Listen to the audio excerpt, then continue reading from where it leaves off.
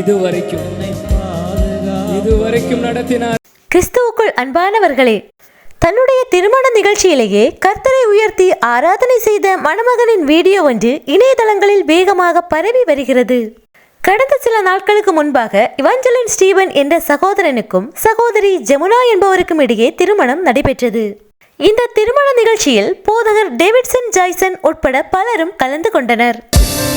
17 வயசுல ஊழியத்துக்கு வரும்போது எங்க குடும்பமே கேட்டாங்க, உனக்கு யாரா பொண்ணு தருவா, நீ சாப்பாடுக்கு என்ன பண்ணுவ? அவங்கள நான் குறிப்பாக இந்த திருமண நிகழ்ச்சியில் தேவனை அறிந்த மக்கள் மற்றும் தேவனை அறியாத மக்கள் என பலதரப்பட்ட மக்கள் கலந்து கொண்டிருந்தனர்.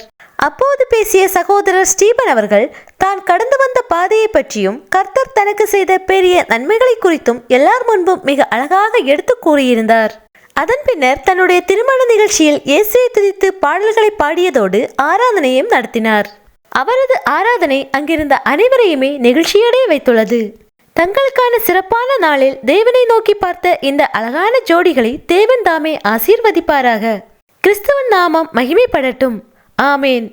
இன்னைக்கு நான் என்னோட சொந்தக்காரங்களுக்கு, ஆண்டவர் அறியாத ஜனங்களுக்கு சொல்றேன், எந்த மனுஷனையும் அவரால் உயர்த்த முடியும். அதற்கு நான் தாங்க சாட்சியம்.